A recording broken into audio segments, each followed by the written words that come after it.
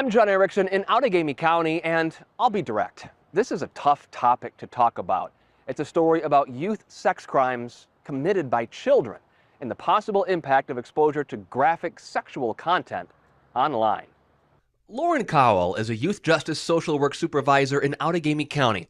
She talked with us about a trend she's seeing in crimes like sexual abuse or child pornography, crimes carried out by children younger than 17. We are starting to see a trajectory in which youth are coming to our system, having offended on another, having engaged in these problematic behaviors, but they themselves have not been victim of a sexual act or a sexual assault. Earlier this year, Cowell described to an Outagamie County committee the trend she's seeing.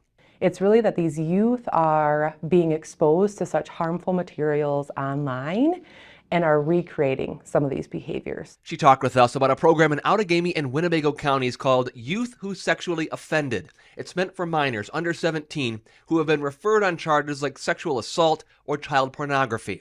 She says the program has not seen an increase in the number of youth offenders overall, but added this is an issue far beyond Northeast Wisconsin.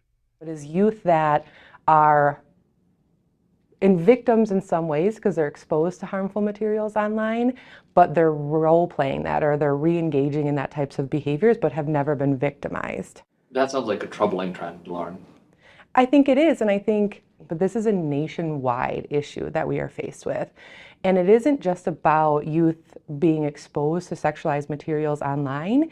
It's about that bigger picture of social media and the way our youth are interacting with one another and how they're connecting these things and forming relationships. Psychologist Lisa Stroman says the trend is real. She said that for youth who chronically view graphic sexual content, it can become a model for the way to act, and they might imitate it. For a wider view, we spoke with Elizabeth Letourneau, director of the Moore Center for the Prevention of Child Sexual Abuse at Johns Hopkins University. Sexual offenses against kids are often caused by kids. That's true in the United States. That's true in several countries where we have good data. Letourneau says children under the age of 18 commit about half of all sexual offenses against children. And in the U.S., the peak age for committing one is 14. Letourneau said children around that age might not understand consent, might not know graphic images of children are illegal, might not understand boundaries with younger children. And she says children should be taught all of this.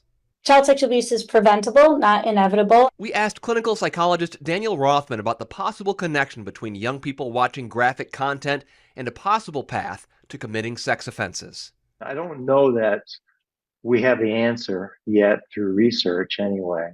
There's no one type of kid or one source of that kind of behavior that explains sexually abusive behavior. He said there hasn't been much research on whether viewing graphic sexual content can lead a minor to commit a sex crime.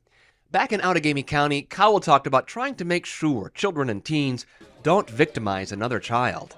I think if you are aware that your youth or child are watching pornographic materials at a high frequency, that doesn't mean that it will lead to offending behaviors, but it would be a red flag for me to say, what is this about? What is the unmet need? And how do I counter that with education? She said in 2024, it's about realizing children need to be protected in new ways. I think we tend to overprotect our children in the real world, but we underprotect them in the digital world. And we as caregivers, as adults, have to be really intentional about having conversations about what kids are exposed to. For more resources, visit our website. That's NBC26.com. In Outagamie County, John Erickson, NBC 26.